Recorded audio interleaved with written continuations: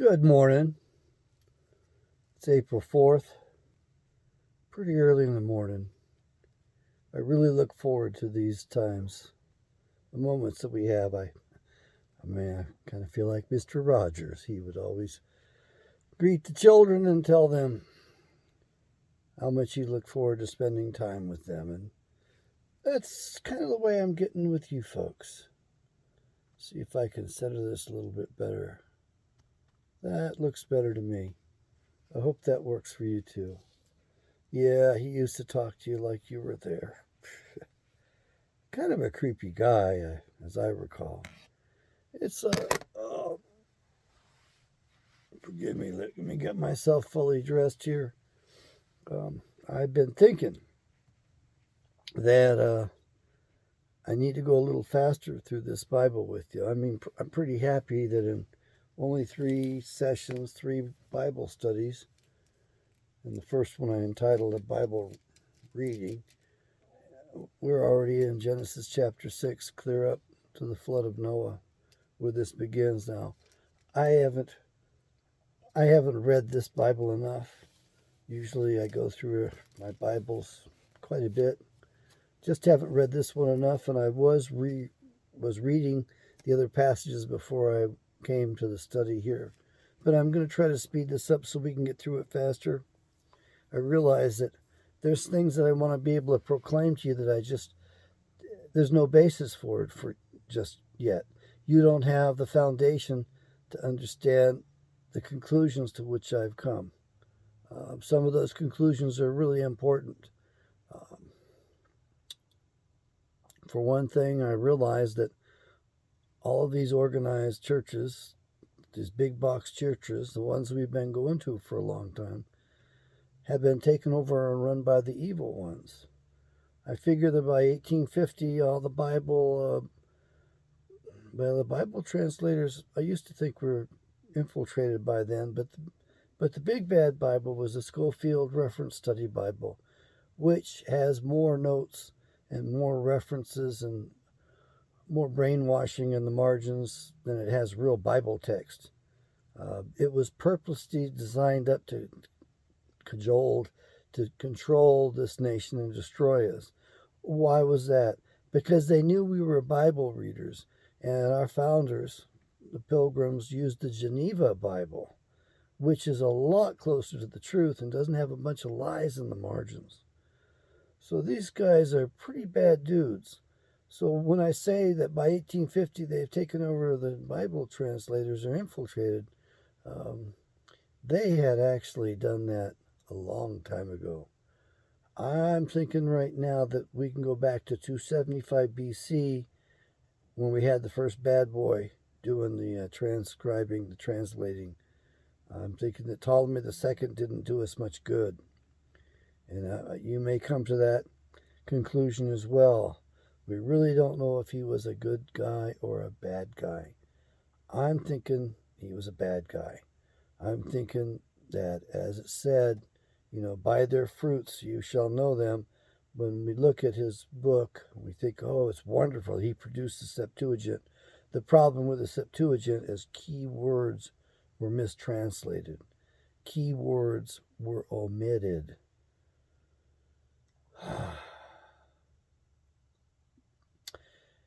However, the seminaries that teach and turn these guys into professional preachers, forgive me, I do want to cuss. I really want to, these pastors that we have today, they lie.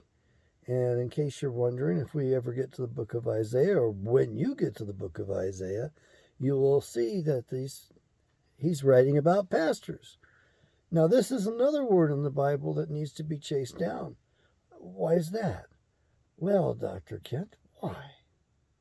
They didn't have pastors back then. They had priests. So what's Isaiah doing writing about pastors?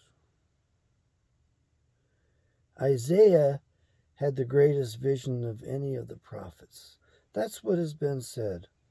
And I had a Bible that was published in the last part of the last century so a little over 100 years ago, on dispensationalism, and it was a pictorial Bible. The thing was a curse upon me. I kept having floods in my travel trailer, and I kept getting drawn back to that particular book. It was a beautiful book. I paid dearly for it. It was a nice hardback, big plates, but it wasn't a good accounting.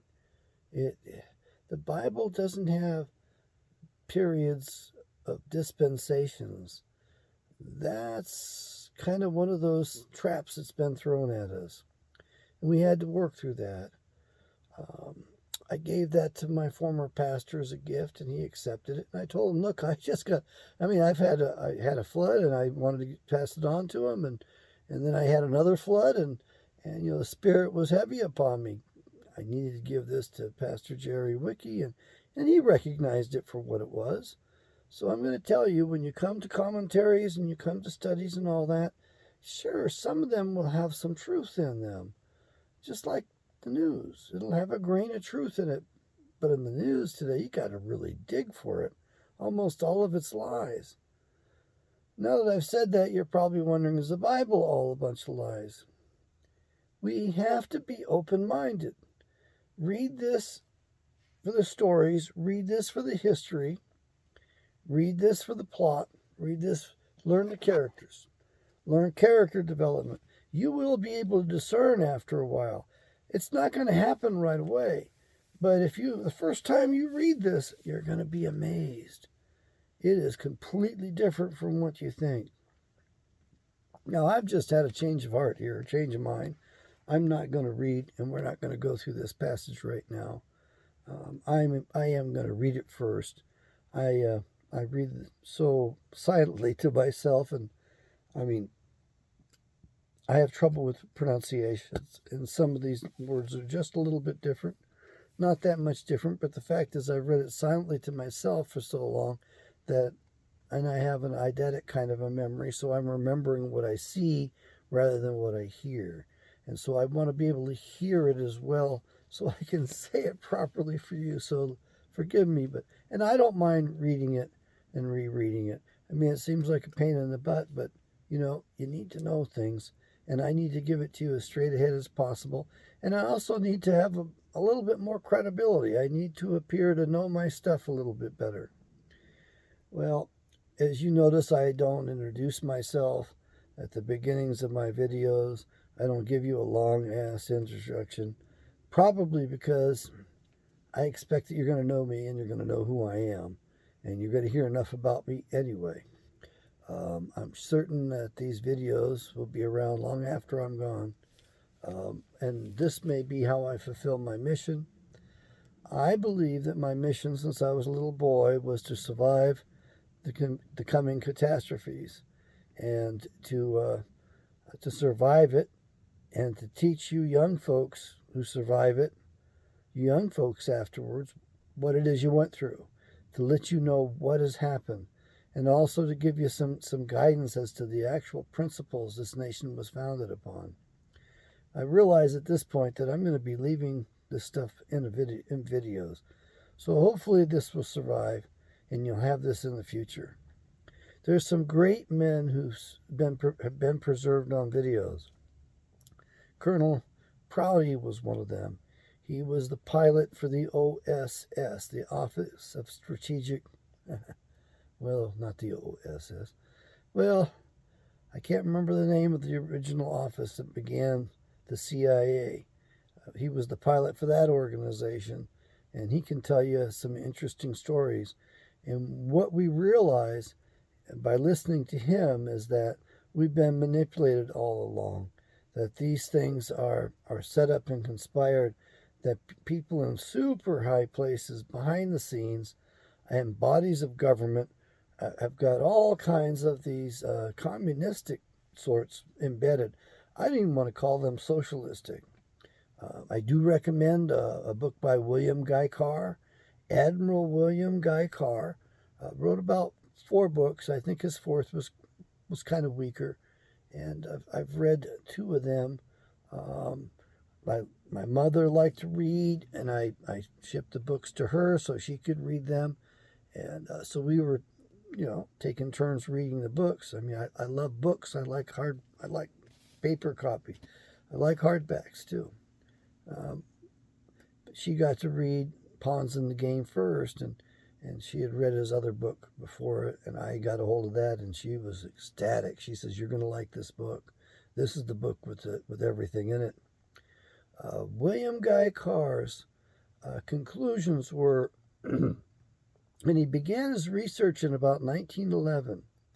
There is an interview of him. I don't even think there's a moving picture of him. I think the lecture, the speech, came from about 1958, maybe 1962. Probably not 1962. He would have mentioned the Kennedy assassination. You ought to listen to that. He was older at the time and very wise. He came to the conclusion that there were two different conspiracies, independent of each other, yet run from the same source, the same organization. And the one that the first one I tell you about, you're going to understand very easily. He called it the World Revolution, the Communist Revolution. The same group were behind it, and namely the money changers. Just like Yeshua ran out of the temple and identified and took whips to before they killed him, the money changers. The second organization was the Zionist movement. Eustace Mullins likes to call them the Zionist International with an E on the end of it. So it's two words, Zionist International. And Zion originally means something good, really good. As you read the Bible, you realize that Zion is pretty close to paradise in many ways. It is a good place where things are run in an orderly fashion. And it's been changed. The meaning now doesn't mean what it used to mean. So you have the two movements working independently. Now, at this particular point in time in history, it's maybe even just recently, but those two spheres have come together just like William Guy Carr warned us would happen. He knew that would happen. And one more thing I want to tell you that I don't know how well I agree with this.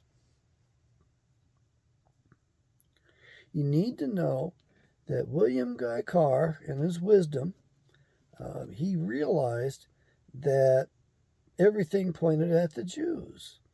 He also, though, came to the conclusion that the Jews are being used, had been used, set up, if you will, patsies. He realized that they had been exploited, and he was right in that. And so, we do want to avoid coming to the wrong conclusions. The other problem you have is that the real people, the real chosen people, are better called Israelites and not Israelis. And of course, the Israelites today don't know who they are. But the bad guys know who they are. They know who the Israelites are, and they know who they are. So they have the advantage today, right now. They know who they are, they know what their mission is, and they're steadfast upon it.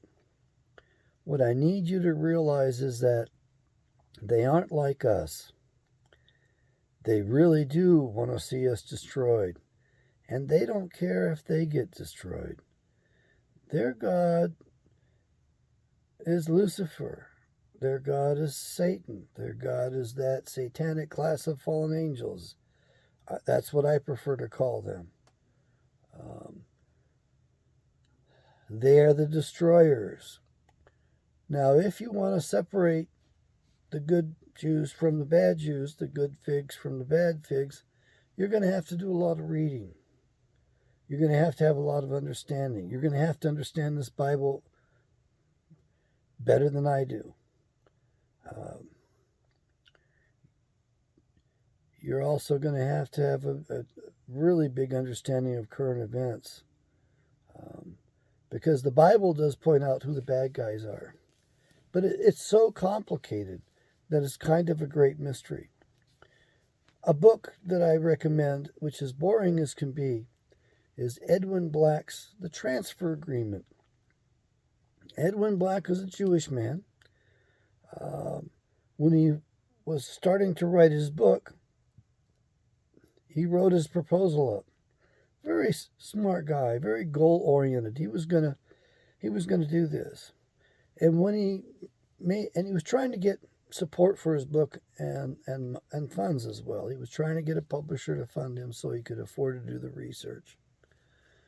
I think he couldn't find anybody. He tried, and he actually gave a rough manuscript to his parents, and they didn't want him to write the book. I mean, they just did not want him to write the book. And they had good cause for that. He tried to get support from publishers. Publishers are pretty much controlled by the bad guys.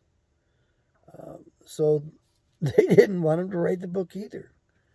So he did it himself from his own funds, and as I recall, it took his life savings, and he poured it into his book, which was his masterpiece. And he did some other books since then, but this one cost him $5,000 at the time he wrote it. A lot of money back then. I don't know when he wrote it. I believe he's still alive. There are videos of him, dark-haired fellow. Jaw kind of moves almost sideways as he drops it down. I guess he may have been damaged. He may have been injured. But he's a bright fellow. And the nicest thing about the book is he writes the details down, and that if you read between the lines, you understand what happened. And basically, in the transfer agreement, there were two groups of Jews.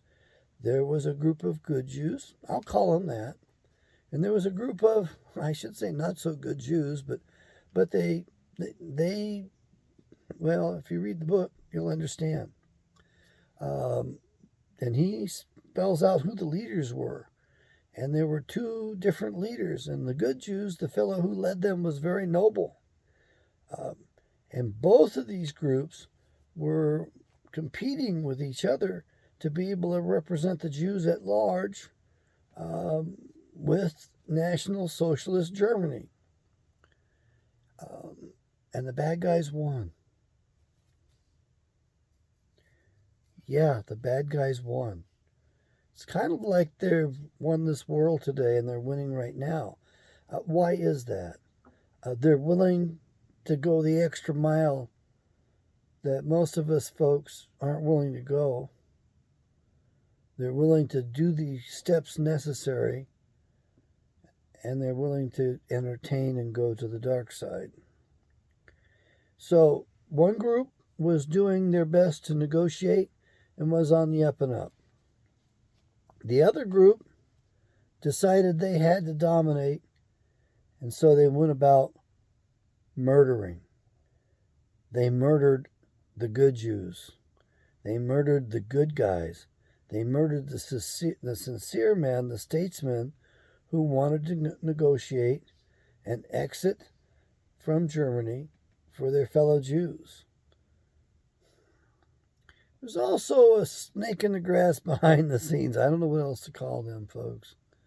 And that would have been Lord Rothschild, along with Lord Balfour. And there were other snakes in the grass working the scenes together at the same time. One of them I can't mention. It's not allowed on this platform in particular. They don't want us to ever mention his name. It's like on Facebook, I put up a guy that I didn't know very well, and I had a critical feature, and I mentioned the fact that this guy had actually created his own false religion. Not that he didn't have some bona fide ideas. Anyway, I'm not going to bother to study that fellow and his stuff very much. I prefer to spend my time in the Bible. I hope you do too. In the transfer agreement, we had a good group of Jews trying to represent the Jews in Germany. And they got murdered by a bad group of Jews who were vying to represent the Jews in Germany as well.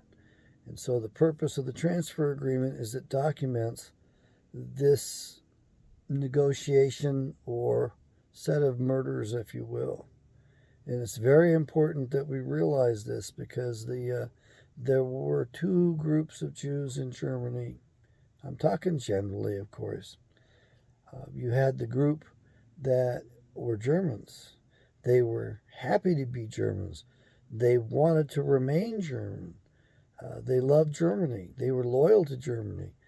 They had great careers. They were well established. They were professionals. They were sharp boys. They were intelligent men. A lot of their physicians, their physicists, their scientists. Okay. They were proper. They were noble. And we had another group that was, I guess, pretty crass, is a simple, mild way to put it. They were pretty bad. And they wanted to represent the Jews. They won out because they murdered the leadership, the good guys. They assassinated them. They were willing to do that. They're bad boys. They won. And I will point out one to you right now. Another thing is that this group had some famous people in it. And I guess the one that you would know today, a descendant of that group, would have been George Soros. I mentioned Soros because Georgie or Black, Schwartz, whatever his name is, his real name is. Remember, these people are name changers. That's one of their characteristics. That's how you'll know when you're catching one. People who do not change their name and are honest and open, they have no need to change their name. The bad guys do, and they've been masters of it for quite a while. The snake in the grass, you bet. Soros said that he admitted that he worked with the Nazis. And what he did, and what he didn't want to admit to, is that he rounded up other Jews. I guess he rounded up the good ones, and he confiscated their property. George Soros said those were the happiest days of his life. Really? Okay. Who's president today? No. No, it's not that poor old man that's in there, that demented pedophile that's in office. It's not that demented, twisted son of a gun hasn't thought right about international affairs all of his life. He's there for a reason. He's the front man so they can take you down. Who's behind the scenes? Well, I'm going to tell you, there's two men behind the scenes.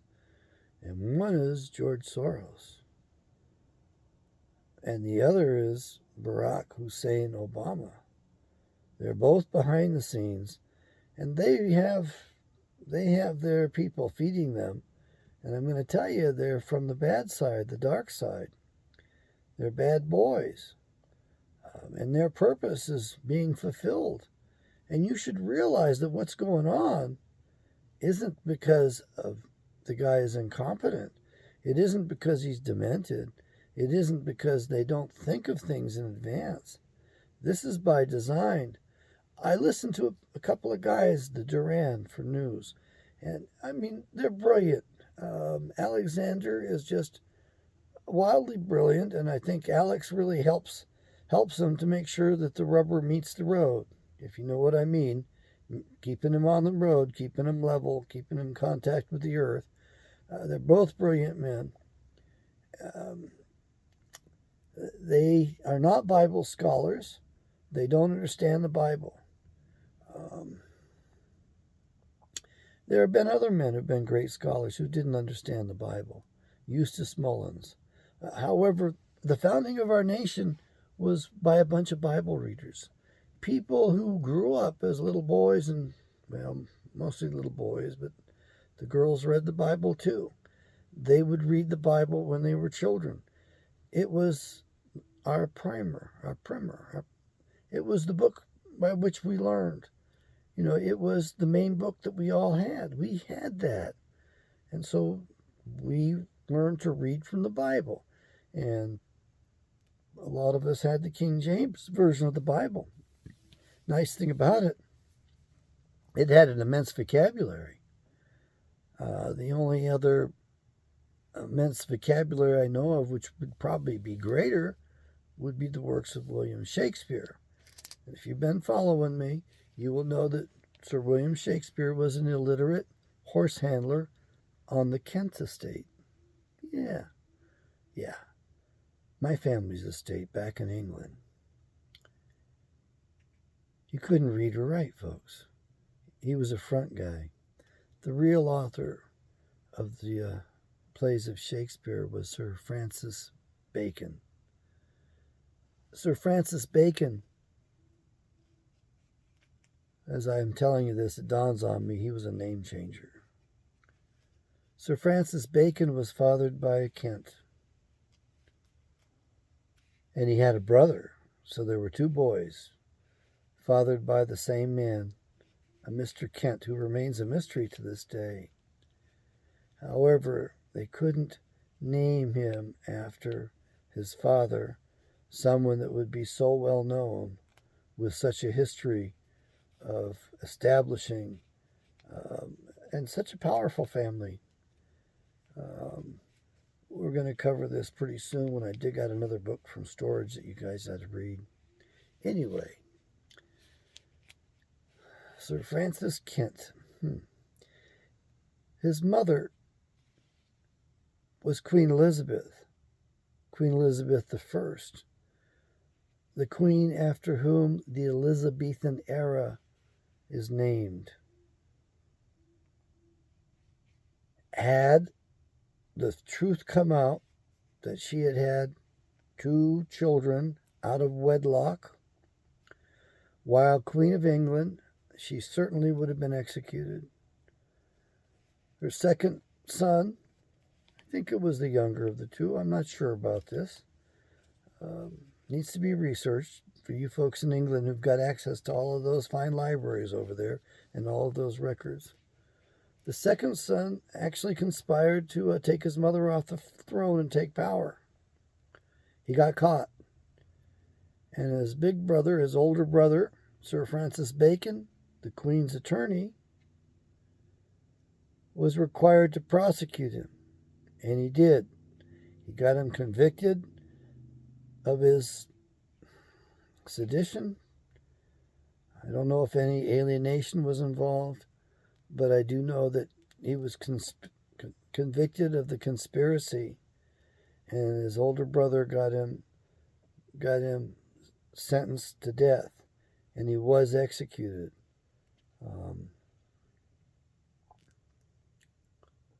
So here we have another dysfunctional family. You're among the first to know this history. If you're in England, if you're in an English-speaking nation, if you're in a university, wherever you are, if you are a researcher, if you have access to records, and if you don't, I mean, we should all be asking for this research to be done. My uncle is the oldest Kent, and he's alive. God bless him. He's the oldest Kent in history that we know of. Well, our records just go back just short of that Elizabethan era. So I can't get, we don't have access to that. I've already discussed this matter with him. I've mentioned it, I've discussed it with my brother. And I've also looked at the dates. I've looked at the dates of births, deaths, reign, and all of that. Everything lines up, folks. So it looks like my hunch, my guess, is correct. What we don't know is how Mr. William Shakespeare died. We do have a recorded incident that Ben Jonson was overheard in the pub saying, bragging that he put a little arsenic in the old sot's beer. So he was bragging that he got rid of him. And I guess people really didn't care that much back then, or maybe the people in power, the people in charge, and the people that did the murder had the power to be able to get away with it, just like happens today.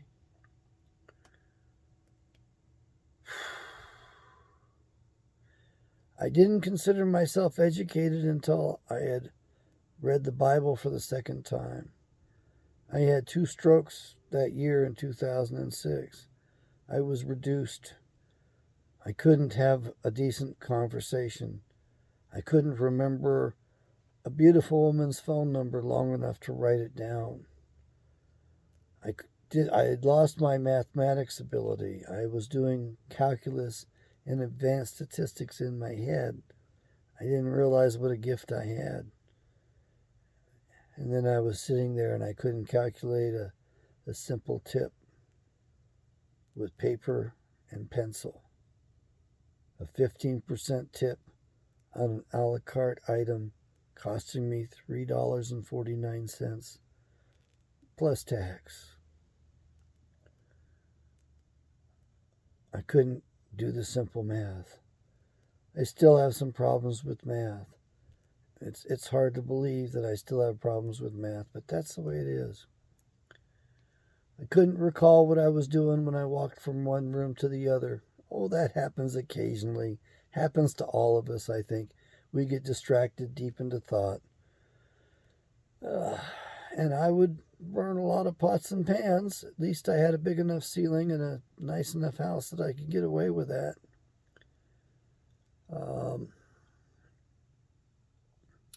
And as I started reading the Bible, I couldn't remember where I had left off.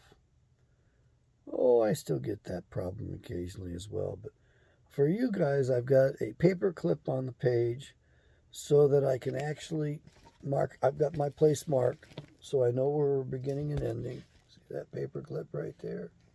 Yeah. Right there. Okay. So I know we're beginning and ending. And I promise you I'm going to take the time to read this before I try to read it to you. I don't want to waste your time.